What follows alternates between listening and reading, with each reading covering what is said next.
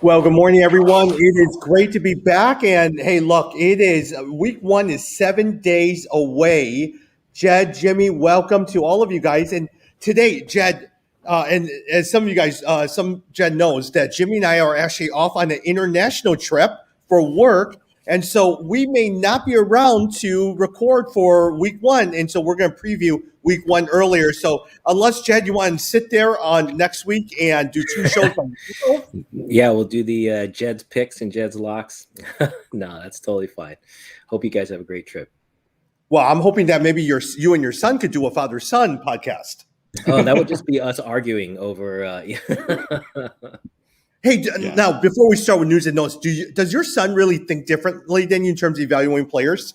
No, we're often very similar. I'm actually always impressed that he comes up with some strategy. Like I told you, this last one, he drafted Raheem Mostert and Trey Sermon, which I thought was really smart to cover the 49ers backfield. And so, yeah, he comes up with some picks, and he likes to say that he hit Derrick Henry before Derrick Henry became Derrick Henry. I don't know if that's true, but he likes to think that.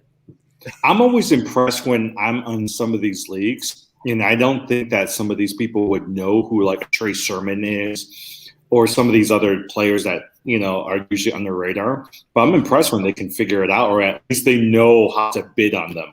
Yeah, I'm in a work league that's drafting today, this afternoon. We actually get to draft during the workday, so I can technically say I'm being paid while I'm doing fantasy, which is cool. But yeah, I'm very curious because I work in research, and so I'm curious to see the level of skill and quality. Some of them have not played before, but others have. So it'll be interesting to see what they know and what they don't. Except Jimmy and I were on a 12-team auction draft, and for some reason, one guy bidded $1 for J.K. Dobbins. Another person put another $1. I'm sitting there. Do you guys not know that J.K. Dobbins is out for the year? Was it a keeper league? Maybe that's No, it's not a keeper league. Oh well, yeah. But remember, there was also who was the player last year that had the same name? It was like one player that had the exact same name as someone who was really good, and you could kind of trick people into getting that guy. Was it David Johnson? I think I remember, but I don't remember the name of the person. It might have been David Johnson. I don't know, but I remember that happened to one person in one league. Yes, I do. Okay. Yeah. Hey, today we're going to talk about news and notes. Players, Jimmy wanted to talk about players you love to draft because with all three of us, there are certain players we just love all the time, and preview of week one. All right? So let's dive into news and notes. Brandon Ayuk remains sidelined at Thursday's practice with a hamstring injury. Jay, I know you like Brandon Ayuk. I mean, are you concerned? Are you picking up Deebo Samuel? Yeah, I mean, this puts more weight on Deebo. So if you have Deebo Samuel, you definitely want to play him out there this week in week one. But, it's just same old story with both those guys. It's all about injuries. They're both great wide receivers. I wouldn't mind having either on my team. I just don't think you can count on them for the year. Probably injuries will linger throughout the whole season. Yep. Jim, CeeDee Lamb is finally activated from the reserve COVID list. And look, he's probably going to be the star wide receiver over Amari Cooper. Revamped offensive line. It seems like Ezekiel Elliott is really shooting higher on the draft boards now. What thoughts on CeeDee Lamb? I like CeeDee Lamb. I actually think a lot of people have been saying that he's going to be a surprise pick as a really, really good wide receiver this year. I've been surprised how low he's moved in the ADP, right? So there's certain receivers people are going after. I wonder if people were just scared off on the fact that he was on the COVID list for a little bit, and people are scared about Dak Prescott. But I actually think that CeeDee Lamb's going to have a great year this year. So for me, one of those people I've been targeting. In week one, Cowboys are playing Tampa Bay in Tampa Bay. The Tampa Bay Bucks are 7.5-point favorites, so expect a shootout. Expect a lot of points. I expect the Cowboys to put up points, and CeeDee Lamb should be one of the recipients. Yeah, but okay, going back, I'm not as high on Ezekiel Elliott as some other people are. I mean, if you watch the HBO series, the running joke I've been reading on Twitter is when your running backs' calves and legs are smaller than your quarterbacks. That's never a good thing, right? And so they were showing pictures of comparison between the two. And so I think here's my thing. I'm not high on Ezekiel Elliott, but I'll go for a Tony Pollard if he's around towards the end of the draft. Yeah. Hey, Baltimore, Rashad Bateman, Miles Boykins are now on IR. Jed, I mean, you love Mark Andrews, all right? I mean, Mark Andrews is an extend the top. J.K. Dobbins is injured. Gus Edwards is there. Marquis Brown is always lurking there. What are your thoughts? Are you picking up Lamar Jackson just because he has so much more opportunities? What are your thoughts on the Baltimore Ravens? Yeah, I mean, I like Lamar Jackson a lot because he's the focal point of the offense because of his legs. As far as the receiving core, I do think Mark Andrews is prime for a bounce back year. Everyone was kind of down on him last year. He didn't produce as well. I think he will produce better this year. I think he's a lock as his top 5, maybe even as a top 3. But other than Andrews, I'm suspect on the receiving core there because it's just so spread out. It's not consistent. So other than Lamar Jackson and Mark Andrews, I think the running game is where you could potentially pick up some points. But again, there we know it's going to be a split committee for a while. So maybe want to see how that shakes out. The only other piece I'll mention is they are playing the Raiders this week. And so they are actually 4-point favorites, even though it's out in Las Vegas. And so I would expect them to win this weekend. Hey, Jed, let me ask you a quick question. Marquis Brown, in the last 2 years, ever since he came from a rookie, has always been on everyone's team. I don't see him being drafted at all this year. Why do you think that's the case? Yeah, the consistency is the biggest issue. I mean, he'll have probably, maybe 3-4 good games, but there's just not consistency. And I don't blame him. It kind of reminds me a little bit of, if you guys remember, Kansas City, until Tyreek Hill, really the last 2 years kind of solidified his consistency. There was a period where you couldn't tell which receiver was going to get all the yards in Kansas City, or like in Pittsburgh is another good example. And so I think Marquis Brown is suffering from that. It's just a lack of consistency. I would watch it though. I mean, he's in his 3rd year. Traditionally, wide receivers in their 3rd year is when they hit their peak. And so, this could be a year for him. Yeah. Hey, Jim, I've noticed that Tyson Williams, who's replaced a rookie running back who was number 2 on the depth chart, you picked him up, but suddenly yesterday you start dropping him. Why is that? Well, no, I like him.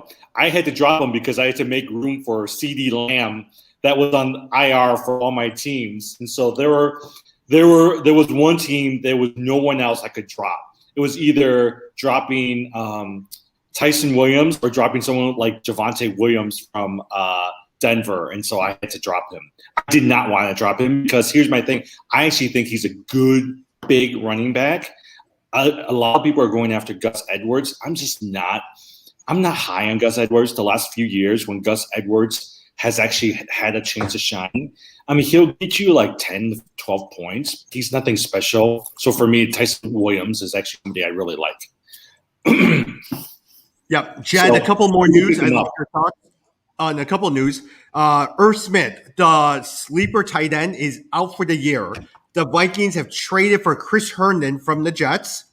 Cam Newton will not be signing with the Washington football team. Ron Rivera says that Cam Newton's release did pop up on our radar, but Ryan Fitzpatrick is the starter. And also, give me 1 minute. Thoughts on any of those? Well, the Cam Newton one, what a shocker. I mean, you expected, even if they picked Mac Jones to go be the starter, you thought they would keep Cam as a backup. So that was really interesting. But, I was just looking at his performance last year. It was pretty horrendous when you look at it. He had, I think, 10 touchdowns and 8 interceptions. So just really horrific numbers. That's interesting that people are mentioning. I assume he probably will get picked up somewhere. But personally, I would not be interested. I think Mac Jones is someone to take a look at. If you need a good backup or didn't get a good quarterback in the top 10 or 12, someone to look at. Hey, Jed, if you had to make a guess, I thought it was going to be the Washington football team. Where do you think he's going to end up, Cam Newton? That's good. Maybe Miami. Miami was linked with Deshaun Watson. We haven't seen that happen, so maybe Miami could be a spot for him. I don't know. We'll see. But Cam Newton really might be past his prime. I'm more interested in Deshaun Watson. Now, there's someone who, between those guys, Deshaun Watson, some people are saying he's not going to play this season. I just am not sure that's true. So, and he's such a talent. I mean, that is a guy who, if he was playing, could definitely turn the tide for your team and maybe even win you a championship.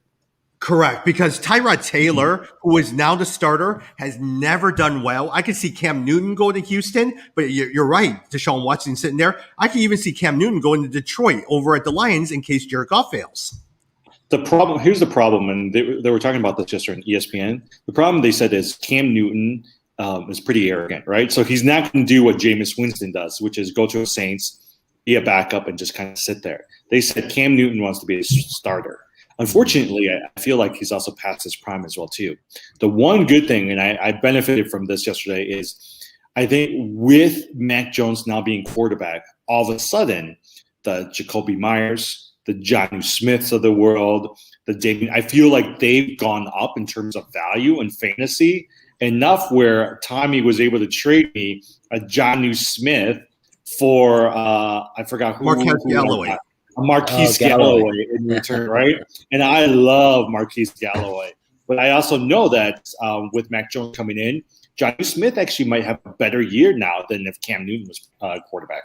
Yeah, and if you had Irv Smith, just to your point there earlier on him going out, Jonnu Smith, Hunter Henry, those are a couple guys I would look at maybe as potential replacements. Mm-hmm. I will say the Vikings are a little bit under the radar. I was just noticing. So their Vikings are playing Cincinnati this week, and they are 3-point favorites, which I think is low. I think the Vikings are going to beat the Bengals handily. I think the Vikings are going to be stronger. And if you have a Justin Jefferson, now, even though they traded for a new tight end, I think this ups the Justin Jefferson stock. Yeah, he should be in and maybe even Adam Thielen. Yeah. Now, speaking of Jed, we were just talking about trades. I just traded Jimmy because he loves Callaway. I like this other one from Indianapolis, Michael Pittman. Oh, yeah. So I wanted Michael Pittman and Jonnu Smith for Marquez Galloway. And I think a lot of times with T.Y. Hilton now on IR, there's no clear one wide receiver, Michael Pittman Jr., sent up the draft board. Oh, absolutely. Pittman's a stud. I mean, he is definitely capable of being a number one. That is a very good sleeper pick. Not sleeper pick, but just under the radar. A lot of people aren't really paying attention to a Pittman. But as long as Carson Wentz is healthy and is not on the COVID list, I think Pittman is a very solid pickup. And my thing is with Marquis Galloway, right? You're going to have Jameis Winston as quarterback. He's going to be the number one receiver. They've already shown in preseason they have a good connection. I think purely from a ceiling perspective and Winston throwing, I actually think Callaway's going to have a really good year. I'm not the type of guy. I'm not the guy who's going after the Michael Thomas because I think even if he comes back, I think he's going to take a while to kind of get adjusted. I don't know if he'll really have that good of a productive year this year. So I'm on the opposite on that. I've got my you think on at least one team, and we know now they put him on the PUP, so you know that he's going to miss at least 7 weeks. So you probably won't get him back until week 8. But to me, that's fine. That's basically the back half of the season. Your prime, let's say by then you're, let's say, in the top 4 somewhere in your league. You add a Michael Thomas to that mix, that's going to push you over into the playoffs and potentially into winning your league. I also disagree on the stat point because I think even with Callaway doing well, I think that actually opens it up for Michael Thomas. And we know Winston's going to be throwing the ball a lot. Okay, Chad, now let me ask you, do you like Michael Thomas enough? Like, for instance, here's the dilemma I am, that if you're in a league with no IR spots, are you keeping Michael Thomas? If I have, it depends on how heavy the bench is, like how deep the bench is. Like in our league, we only have 4 bench spots. I wouldn't hold one for Michael Thomas there. But if you've got a deeper bench spot, like I've seen some leagues with as much as 7 bench spots, then I think Thomas is worth it. But okay, so here's the concern this year, right? Because most of these teams usually only have one IR spot. If you take a Michael Thomas or if you take a Deshaun Watson, you're sacrificing the IR spot for a player that you may put on them because of COVID. And with COVID breaking out in places like Florida or Texas, my guess is that IR spot's going to become very valuable as the season goes on. Yeah, that's a great point. And you know what? The thing is you can always drop him. So you can always make the switch and then see if someone else does it. I mean, that's another strategy you could use with Thomas is if you feel like the rest of the league is not going to pick him up, you can leave him out there and then just try to wait until, week 5, week 6, and then pick him up a few weeks before. But again, I think he's going to be fantasy relevant. Hey, one thing in terms of fantasy relevance, sleepers for the New England Patriots, watch Ramandre Stevenson rookie running back from the New England Patriots. I picked him up in a couple leagues, but watch him as a potential sleeper because there's a reason why they traded Sony Michel. Damian Harris is a stud. I think he's going to do really, really well. But at the same time, Ramandre Stevenson is coming up and has excelled over at training camp. My oldest son, Jeremiah, is high on him because he's an Oklahoma Sooner. And so, I totally hear you. And I think that's actually, you're absolutely right, is when you see a drop like a Sony Michel or a trade like Sony Michel, especially with New England, you always have to look who's behind because they don't make the same thing with Cam Newton. They don't make those moves that tells you something about what they think of everyone else. So I totally agree with you. I mean, Belichick, think about it, right? Like all the years he's dropped Chandler Jones, he's dropped Seymour, and we've always wondered why is he dropping them? But the year after, they're not as good. And so he knows that there's something there. I'm surprised, quite honestly, the Rams gave him a 4th-round pick for Sony Michel.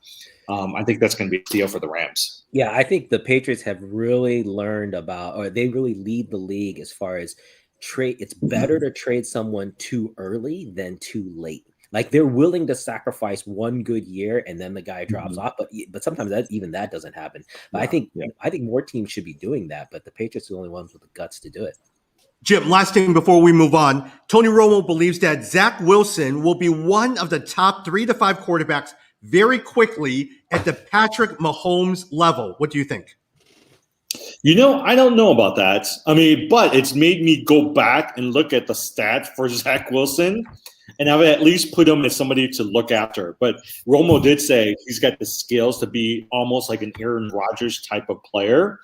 And he's had a decent preseason, right? And so in the past, I was looking at a Justin Fields. I was looking at a Trey Lance, somebody to kind of take in a dynasty league and stash.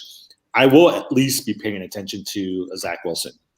Yeah, and for me, that's why I picked up Corey Davis. Is like on the off chance that Wilson is decent, Corey Davis could be the recipient. And you guys remember his time with the Titans. The guy is a player, so we can see what happens. Well, Jed, because you were saying it, I've been keeping an eye out on Corey Davis as well too. Well, hey, look, speaking of that, there are players every single year there are certain players that we love. And I'm in about 5 drafts, and you find yourself picking the same players over and over and over again. Jim, since you came up with this idea, who are the players that you've been loving in this year's draft that you find yourself drafting all the time? Well, at the very top of the list, right, I really like Calvin Ridley. And so in all the draft boards and on the auction boards, I'm more than willing to pay a little bit more for Calvin Ridley just because I think he's going to be the clear number 1 option. They're going to be throwing the ball, and he's going to take over all the touchdowns that Julio Jones is not going to be going after this year. So he's the person that I've been really liking. Now, I will say on the back end, the targets that I've been going after, I've been going after Michael Pittman from the Colts. Callaway from the Saints, I've been really going after. Williams, the backup running back for Baltimore. Those are the ones that I've been really going after. And the rookie running back from Denver, you seem to like. Michael Carter and then Davis. Like those are the guys that I feel like I can get cheaply that's going to give me some potential good production. I'm taking a chance on Michael Carter because I know he's still sharing that backload. But I actually think that long term, he actually might be a decent player from a dynasty perspective. Jed, what about yourself? Which players are you seeming loving this year? Well, I could kind of guess. Kyle Pitts is probably one of them. You seem to love Kyle Pitts. Logan Thomas is another one. You love your tight ends. Yeah, so I was gonna say Logan Thomas. Kyle Pitts, that was, that's for our keeper league, so I think a little bit different situation where you really need to pay attention to your rookies. But as far as tight ends, Logan Thomas I think is huge value. Even picking him up as a second tight end, I had George Kittle's in one league, and I picked up Logan Thomas. In another league, I picked up Logan Thomas as my second tight end. I think he's going to have great production. Actually, all of the Washington team players, Antonio Gibson, I think still is undervalued. If you can get him in the second round, I think that's a great pick. The other guy I will mention just for the first round, I got Aaron Jones at the 10th spot in the league that we drafted in recently. And the more I thought about that, I was like, that is just insane that I got Aaron Jones. Aaron Jones is a potential top 5 back. And so if you see him sitting out there at the end of round 1, you should jump on that because people are forgetting. I think it's because he was the whole, Aaron Rodgers thing, and it put people off on him, and then it didn't catch back up to where he was from last year. This guy is a top 5 running back. And plus, A.J. Dillon's sitting there too, and so people are concerned about A.J. Dillon. Yeah, but to me, I'm not as worried actually. The fact that they got rid of what was it? Was it Williams, the former backup last year? Yeah, so I actually think that plays better into Aaron Jones's stock than anything else. Yeah, Jed, I totally agree with you. I love the Washington football team. I love it to the point where Terry McLaurin, as well as Antonio Gibson, I have been very highlighted, and also the San Diego team, Austin Eckler, Keenan Allen. I love those guys as well, too. I've been waiting for the tight ends to kind of draft, unless for some reason Logan Thomas drops in my lap, or I've been going with Jonnu Smith. And so as my tight end as well, too. Hey, look, people can have Kelsey, people can have Kittles, people can have Waller. Give me some Jonnu Smith. Give me some Logan Thomas, and I'm very, very happy by that. There's a couple players I've been paying attention to, and I want to see what you guys think. So Jacoby Myers from New England, Tyrell Williams from Detroit, Jamal Williams from Detroit, and Gerald Everett, the tight end from Seattle. I've been surprised the potential of especially the Tyrell Williams and the Jamal Williams in Detroit. I don't know what you guys think about that. I'm personally worried about Detroit. I mean, I just have never been a Jared Goff fan. So we'll just have to see. I think, DeAndre Swift, that's someone who I feel like they're going to have to lean on the running game a little bit more. But I'm worried about Jared Goff. Even when he was with the Rams, I was never a fan of the receiving game there with him at quarterback. So I think we'll have to wait and see. Yep. Hawkinson definitely is the one to target as well, too. Gerald Everett over Seattle is pretty good because his new offensive person over in Seattle and play caller was from the Rams. Brought him on as a free agent, so I like a Gerald Everett. I think the Seattle offense will be very good this year with Chris Carson and TJ Lockett and all those guys like that, and DK Metcalf, and Russell Wilson's going to have a great year. I am concerned about Detroit as well, too. Jamal Williams, I think a lot of times if DeAndre Swift continues to struggle, Jamal Williams will take some carries. Terrell Williams, hey, he was decent with the Las Vegas Raiders. So we'll see what happens with that. But Jared Goff, definitely if for some reason they do sign Cam Newton, hey, things might change over there. Oh, that would be crazy if he signed there. A couple running backs I want to mention too. Myles Gaskin in Miami. I know I feel like people are forgetting about this guy, and I think he could, he's been average draft position has been at like 25th running back. I think he's easily top 20, could be an RB2, solid RB2 for you. So that's one guy I'll mention. And then another one is Nyheim Hines out in Indianapolis behind Jonathan Taylor. Again, these are guys you can get really late, but Hines had a couple games last year where he really popped off. And so I would just watch that one. You know what? Go ahead. No, actually, Jim, I was going to ask you, is Jed and Jimmy, I'd love to get your thoughts on it. Here's a trade scenario that I'm actually looking through. On my team, I would trade Odell Beckham, Dalvin Cook, which I know Jed loves, and Kyle Pitts, and this is not a Dynasty League, for Adam Thielen, Najee Harris, and Austin Eckler. Would you make that trade? Who was the first three again? Dalvin Cook? Dalvin Cook, Odell Beckham, and Kyle Pitts. For Adam Thielen, Austin Eckler, Najee Harris. I think Dalvin Cook is the – Yep. You're losing a lot. Yeah, I wouldn't do that. Yeah. But then you only have Austin Eckler and Najee Harris.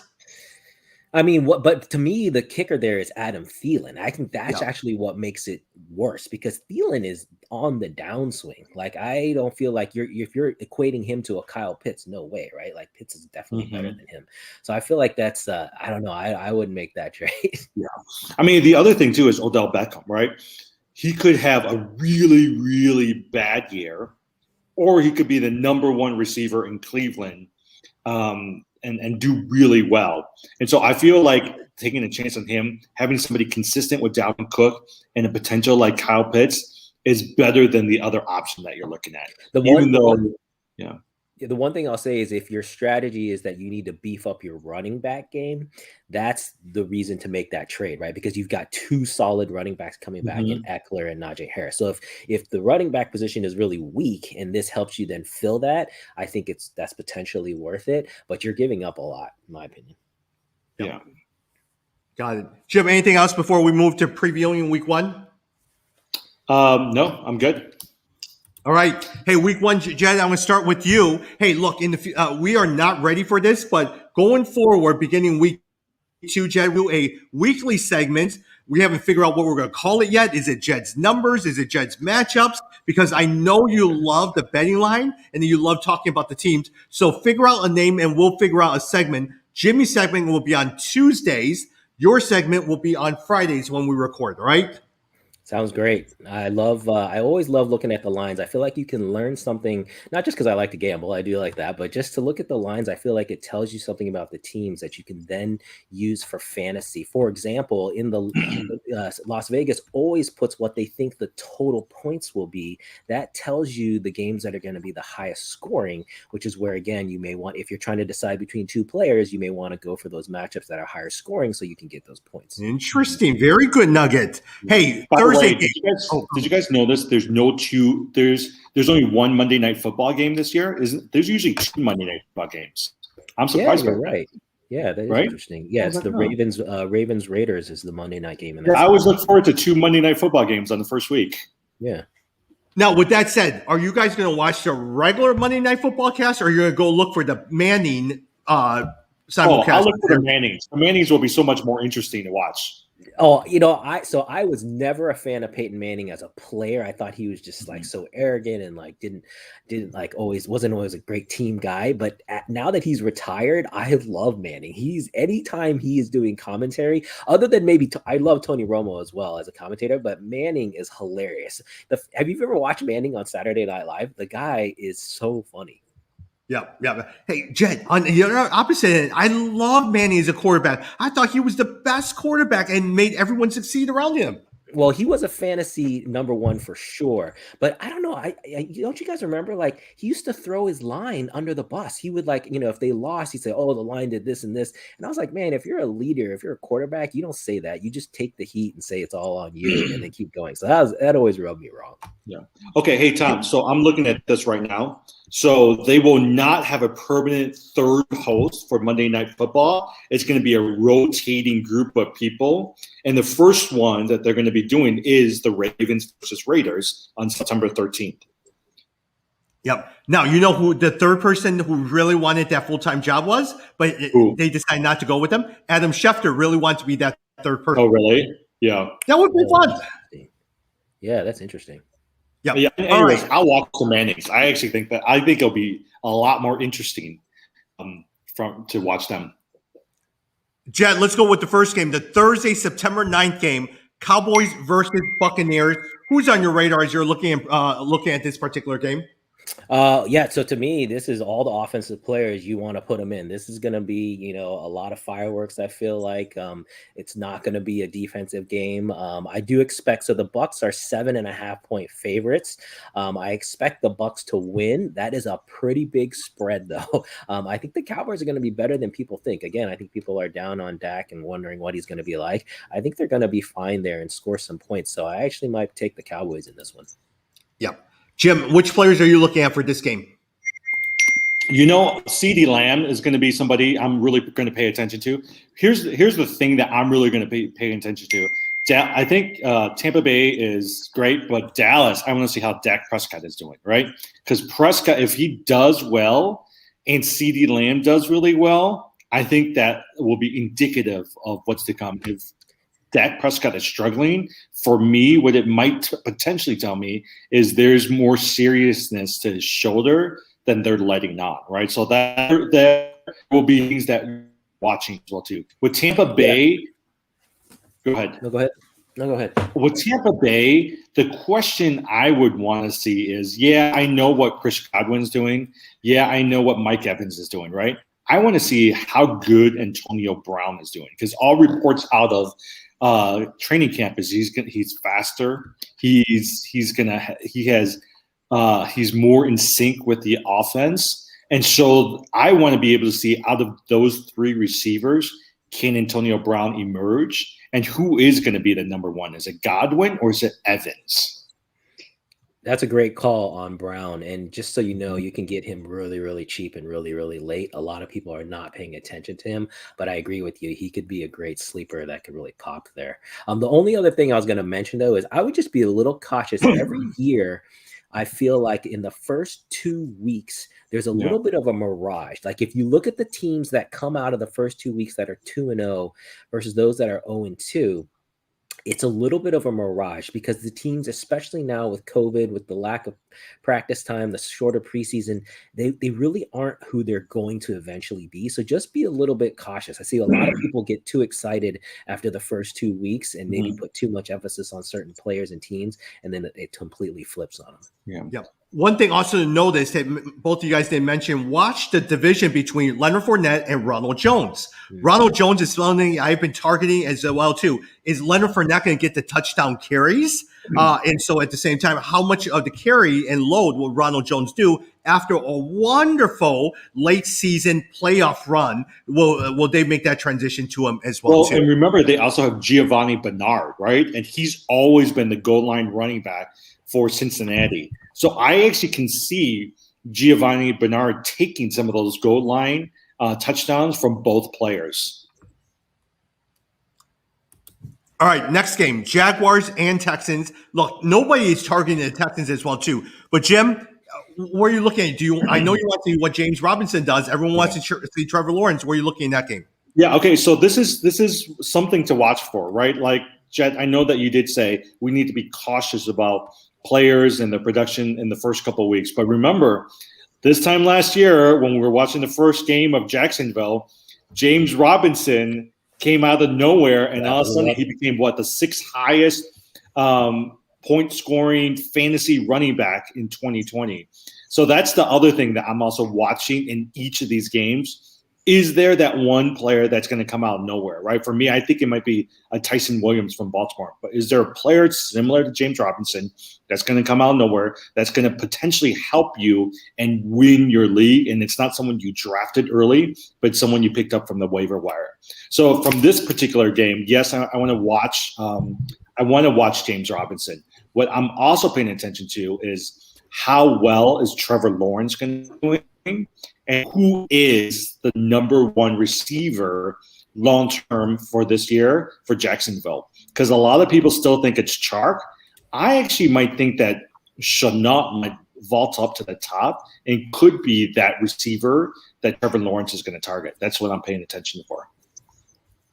Yeah, I totally agree with you, Jimmy. It's the first 2 weeks of the waiver wire are probably the most important. I mean, that's really where you can get some players that are still under the radar. And as you said, a lot of teams, they know they've got an offensive skill player who's going to be great, but they purposely don't play them the whole preseason because they want to hide them. And then you'll see them pop in week one. And especially for the James Robinson example you gave last year, the key there is that he was a rookie. We hadn't seen anything from him. So I think any of the rookies, what I said about the first 2 weeks goes out the window, because if you see production from a rookie right away at that level, it usually means that's something they can sustain. Yeah. Got it. Hey, Jed, let me get your thoughts. Next one is my favorite matchup of this particular week one. Chargers against Washington. What are you watching on that game? Chargers against Washington. That's the one you were going to pick. I thought you were going to say the Browns and the Chiefs, or the Titans and Cardinals, or Green Bay and the Saints. Chargers and Washington. Yeah. I like that game a lot. I mean, obviously Washington, I think Logan Thomas is a big one. We want to see, is it really going to pan out, everything? I think the main thing here is Fitzgerald, right? Everyone's expecting Fitzgerald to elevate the receiving game in Washington. We need to see that come true. I think Antonio Gibson, we can count on. He's going to have the production that he had last year. He's going to continue that growth. We're also expecting the Washington defense to be awesome and to really keep this game close. So the key is going to be, does Fitzpatrick still have Fitz magic? And does he have that connection with Logan Thomas and with Terry McLaurin? I think he will, but that's something I'll be watching. Yeah. Got it. Jim, next one, Seahawks, Colts. Russell Wilson. I think we said this earlier. Russell Wilson's going to have a good year. I think all the experts are picking him to have a good year. I actually think that he will have a good year, especially the first 6 games. Russell Wilson's MO was usually for the first 6 games. I mean, you think about it last year. He was scoring. He scored what, 5 touchdowns? Yeah, he went off, right? And so I actually think that he'll do really good this year. DK Metcalf is going to do well. I think Chris Carson is going to do well. I'm also paying attention to Indianapolis because I want to see how is Michael Pittman going to do. Right? Is he legitimately a top 15 wide receiver in fantasy this year? And what's going to happen to Jonathan Taylor? Because I think early last year they had him share carries with Hines and Marlon Mack, and then Marlon Mack went down. Towards the end, Jonathan Taylor was the primary running back. So that's really what I want to see as well, too. Is he going to continue to be that primary running back in fantasy? And Carson Wentz as well. We need to see, is the Carson Wentz from last year an aberration, or was that the downfall of Carson Wentz and now he's just an average quarterback? So if he starts to play the way he was in the Super Bowl year, then this could be a steal in Indianapolis. Remember, Indianapolis has a good defense as well. If Carson Wentz is good, Indianapolis is a strong contender. Well, and he's reunited with Frank Wright, his old coach from Buffalo, right? Exactly. Or from the Eagles. And so I think that's one of the things that everyone's thinking is he will go back to form. And as a result, they're going to play better. But you're right. Let's pay attention to that. And for those who have players, look, if you have Patrick Mahomes, Lamar Jackson, all the stud quarterbacks, you're not paying attention, Aaron Rodgers. But if you're like me and won the leagues and your starting quarterback is Ryan Tannehill, you're paying attention to Zach Wilson. You're paying attention to Sam Darnold. You're paying attention to Carson Wentz to see how well they do, because there might be somebody you might pick up as a second quarterback. You also want to see how Mac Jones does as well, too. Hey, speaking of Zach Wilson, Jed, let's go to the next one. Panthers and Jets. Who are you paying attention to? Panthers and Jets. I think the whole Christian McCaffrey, obviously, when you think of the Panthers, but I think you just want to see like what's the offense going to look like, and McCaffrey is going to be back to his old style. I don't know. We have to see. I think the Jets too. As I said, Wilson is someone I'm paying attention. Corey Davis, but also I think the running game in New York. Because if Wilson, there's so much that hangs on Wilson with the Jets. If he is better than advertised, or if he is as good as potentially advertised, that opens up the running game. And there's going to be, essentially, like, who's the starting running back for the Jets right now? Oh, it's a shared. It's Michael Carter and also Tevin Coleman. Yeah, Tevin Coleman. Don't ignore Panay. Yeah, I was gonna say that Coleman is the one that of the two that I would pick. But if Wilson pans out, that running game, there could be some points there. And again, both those running backs may even be sitting on your waiver wire right now. Yeah. And for Carolina, what I'm also paying attention to is how well is Sam Darnold going to do with his transition from the Jets to Carolina. I actually think because this is a revenge game, he will do well, right? So it'll take me a couple of weeks to really figure out, okay, like who is a real Sam Darnold? Because I think he's going to want to prove to the Jets, you let me go too early. The other thing I'm also paying attention to, I think Robbie Anderson is going to be consistent. I think Christian McCaffrey is going to be consistent. One player I'm looking for on my waiver wire, Chuba Hubbard. He seems to be somebody that people are targeting towards the late rounds. I haven't drafted him, but he might be on your waiver wire. He might be somebody to take at least pay attention to. You gotta love the name Chuba. Chuba Hubbard. Jim, Vikings, Bengals, who are you looking at? Jamar Chase, Cincinnati, right? I think T. Higgins is going to be the number one receiver. I think Tyler Boyd is going to have a pretty good year. I want to see how well is Jamar Chase going to be. When he first started preseason, there were bad reports coming out that he kept dropping balls. Towards the end, he's actually gotten better, and he has been off for an entire year. And so I wonder if it's just a matter of time before he gets back into that groove again. But I do expect a good game from T. Higgins. I expect a good game from Tyler Boyd as well, too. In Minnesota, you're right. I think Justin Jefferson is actually going to be better than most people realize he will be. Top five wide receiver. And Jim, wouldn't you say a lot of times you want to pay attention to Joe Mixon? Are we going to see the Joe Mixon of last year or 2 years ago when he was an all-pro? But last year he was terrible, and so some people are avoiding Joe. Like I've avoided Joe Mixon. I always avoid Joe Mixon. I mean, Joe Mixon is not gonna. I mean, he'll get you some points, but I'm not a big fan of Joe Mixon. You know, I think that's more offensive scheme than anything else. Joe Mixon, as a player, I think has the skill set, but this is a team that is built for throwing the ball. Cincinnati is going to go out and air it out. They're going to be behind a lot. The defense isn't going to keep things close. They're like the Detroit, of this this division, and so that's the problem with Joe Mixon. It's not an issue of scheme. I mean, remember last year, Joe Burrow's ended up throwing the ball like 40 or 50 times in a number of those games. I think that's what they're going to keep doing. They're just going to keep airing that ball out. Yeah, Jed, Cardinals, Titans. I know how much you love Derrick Henry. Yeah. Oh, this is a great game to me. And I'm surprised that this is a fascinating game. I do love. Oh, wow. It's 10 o'clock in the morning. I'm surprised it's early. Yeah, it's an interesting game. But remember, with the Titans, what they like to do is kind of save Henry until towards the second half. So I wouldn't be surprised if in the first few games, Ryan Tannehill throws the ball a lot. They want to get that connection with Julio, with A.J. Brown, kind of the new receiving core. They want to see what they have. So I would expect the Titans to air it out. The Cardinals, I am a big fan of Kyler Murray. You guys all know. I want to see his continued protection. I want to see his continued progression, and I want to see his continued improvement. And now they don't have Fitzgerald there, so we'll have to see, but I expect him and Hopkins to continue. Remember, they had this crazy connection last year where Hopkins had over 10 receptions in how many games? I forgot. But I want to make sure to see that he continues to ascend. Some people think that Kyler Murray can potentially challenge Patrick Mahomes for number one status. Yeah, the other one is the running back there too, right? Chase Edmonds, and we'll have to see, is he going to really take over as that number one and really fulfill everyone's hopes there? We all got bit last year, so I had to see with the Cardinals backs. Jim, do me a favor. We hear your phone dinging a lot. Put it on vibrate as well, too, because it's dinging quite a lot. While you do that, let me actually ask Jimmy. Before you do, let me ask Jed. 49ers and Lions. Give me your thoughts on the 49ers and Lions. Oh, another interesting one, at least from the 49ers perspective.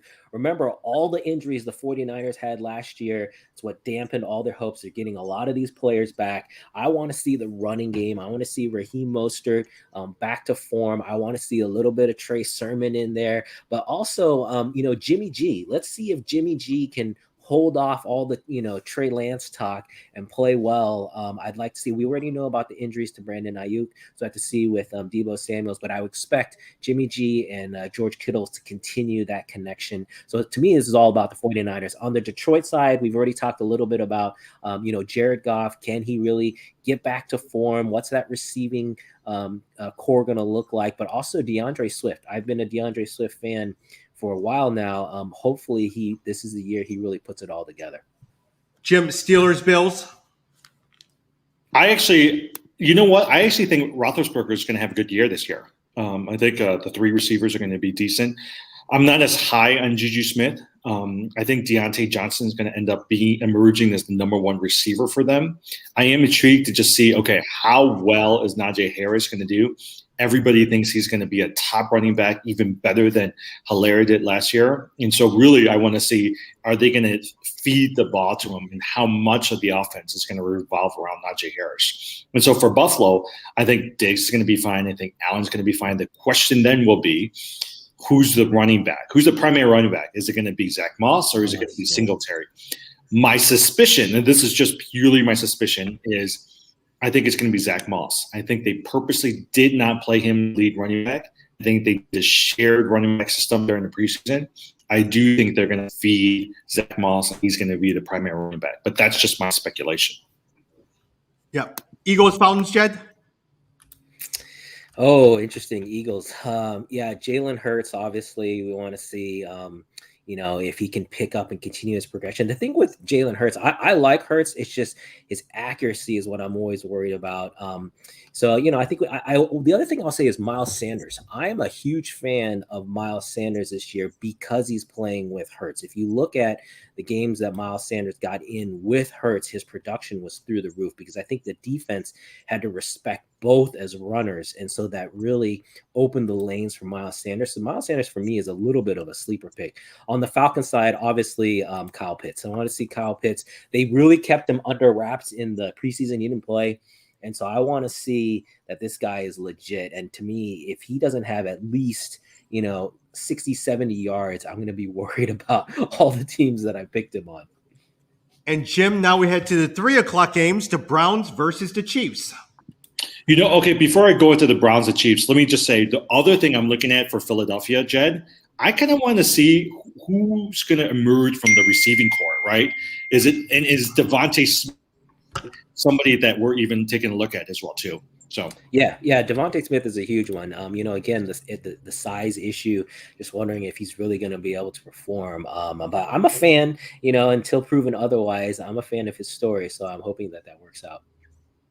Yeah. So I actually so for Cleveland and Kansas City, we know what to expect from Kansas City. The question from Cleveland will be Odell Beckham Jr. Is Odell going to be able to be the number one receiver, and what type of player is he going to be?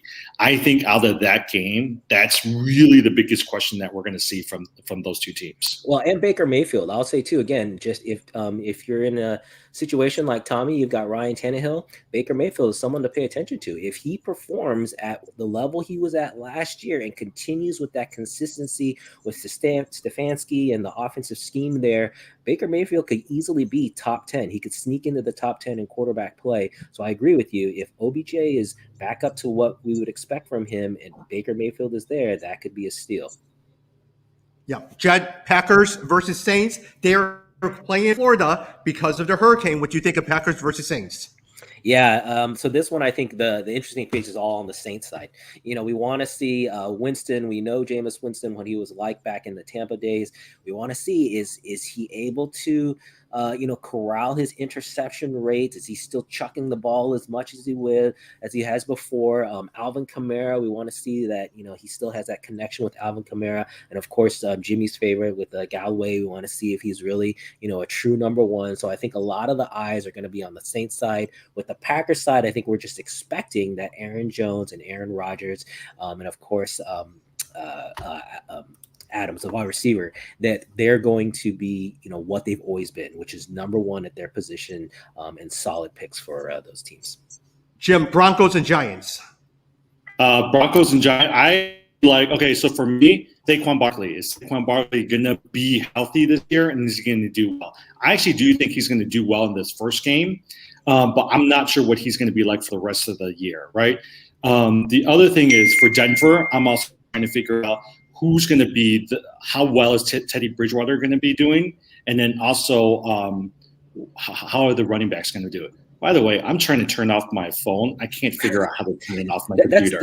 That's all the money that Jimmy's making. Every time it dings, that's like his portfolio going up. No, it's because I have all these people sitting here writing about how there's an increase in fraudulent COVID vaccine cards, and I'm trying to turn off my computer so they can stop writing to each other, but I can't turn it off.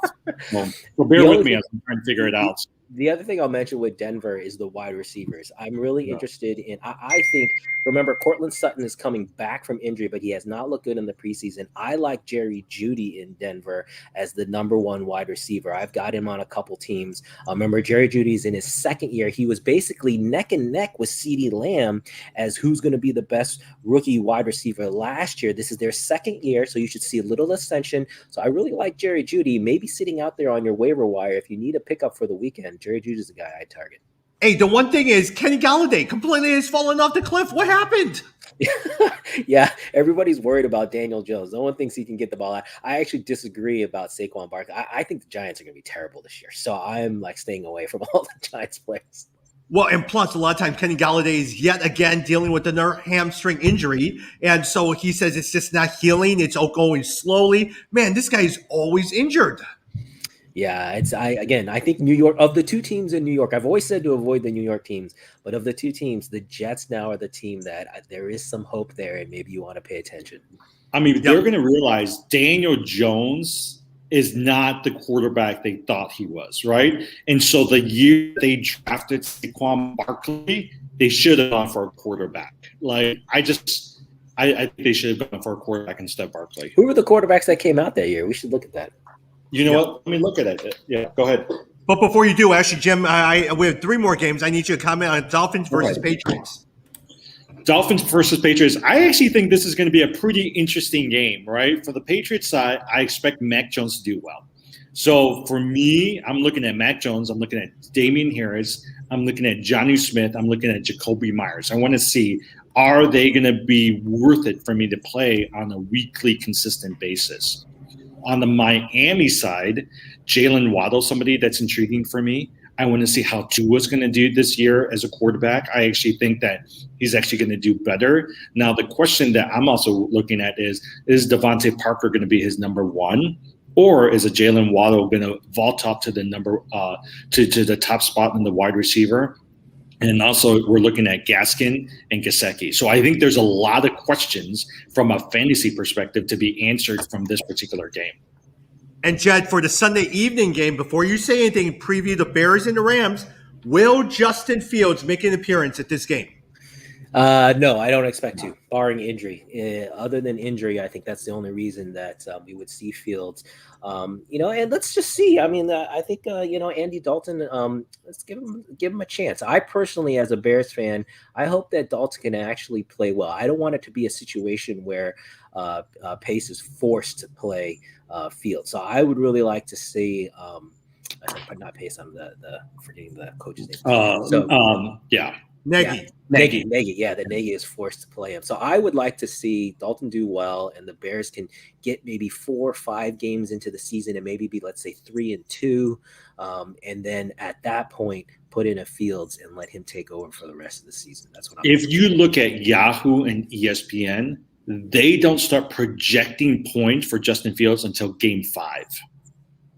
Yeah, that to me makes sense. A lot of times it's about 4 or 5 games where a coach will make a switch for the quarterback position. I mean, it's just a big deal to switch. And so the thing is once they make the switch, they can't go back. And so you don't want to make that decision until you absolutely have to. Well, okay, let's be realistic. And I know we're all Bears fans. They're not going to beat the Rams. I don't think knowing them, they're not going to score anything. And they're going to be a lot of pressure to play Fields, but they're going to try to keep Fields off the field. But they are not going to do anything offensively in this game for the Bears. Yeah, this is one of the biggest spreads, actually. They're 7-point underdogs, and so essentially Vegas is saying no one's expecting the Bears to win.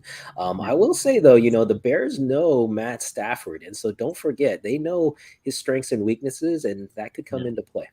Yeah, the only concern is the offensive line. That front 7 of the LA Rams are very dominant, and they're going to push through the offensive line. 2 people that I would love to see, Damian Williams. I want to see how many carries that he gets, and Darnell Mooney.